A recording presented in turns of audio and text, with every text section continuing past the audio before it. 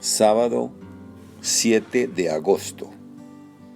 Evangelio según San Mateo. En aquel tiempo, al llegar Jesús a donde estaba la multitud, se le acercó un hombre que se puso de rodillas y le dijo: Señor, ten compasión de mi hijo. Le dan ataques terribles. Unas veces se cae en la lumbre y otras muchas en el agua. Se lo traje a tus discípulos, pero no han podido curarlo. Entonces Jesús exclamó: ¿Hasta cuándo estaré con esta gente incrédula y perversa? ¿Hasta cuándo tendré que aguantarla? Tráiganme aquí al muchacho. Jesús ordenó al demonio que saliera del muchacho y desde ese momento éste quedó sano. Después, al quedarse solo con Jesús, los discípulos le preguntaron: ¿por qué nosotros no pudimos echar fuera a ese demonio? Les respondió Jesús: porque les falta fe. Pues yo les aseguro que si ustedes tuvieran fe al menos del tamaño de una semilla de mostaza, podrían decirle a ese monte: trasládate aquí para allá, y el monte se trasladaría. Entonces nada sería imposible para ustedes. Palabra del Señor. Gloria a ti, Señor Jesús. Reflexión. Hermanas y hermanos, la fe es el día de hoy el centro de la palabra de Dios. En la primera lectura se proclama el conocido y hermoso texto del Deuteronomio, la Shema Israel, que expresa la fe del pueblo judío en el único Dios. Su importancia es tan grande que debe estar continuamente presente en la mente de los creyentes y hacer todo lo que sea posible para recordarlo. El recuerdo de esta unicidad de Dios no está amenazado solo por divinidades de los pueblos circundantes, sino también por esos bienes que se convierten en nuestros ídolos cuando nos va bien en la vida y nos olvidamos del único Dios que puede salvarnos y nos da la verdadera felicidad. A veces, ciertas desgracias que amenazan nuestra vida de raíz y ante las que las seguridades materiales de nada sirven, nos obligan a volvernos a Dios e implorar de Él la salvación.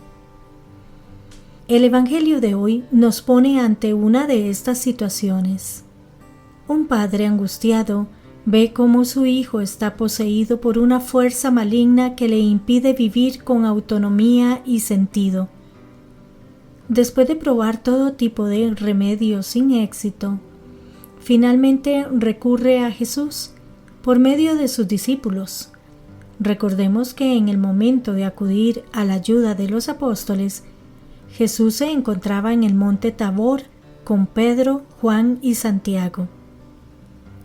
Los discípulos habían de hecho recibido del Maestro el poder de curar y expulsar demonios, pero por motivos que desconocemos, aunque después se dirá que es falta de fe, no habían tenido éxito. El padre angustiado acude directamente a Jesús: Señor, ten compasión de mi hijo. Jesús entonces se queja de la falta de fe de los allí presentes, no solo de los discípulos, sino de todos. Y al padre del niño, que el amor a su hijo le había llevado a buscar ayuda, le dice que todo es posible para el que cree. Jesús reacciona con cierta ira y frustración que nos desconcierta, pero finalmente cura al niño.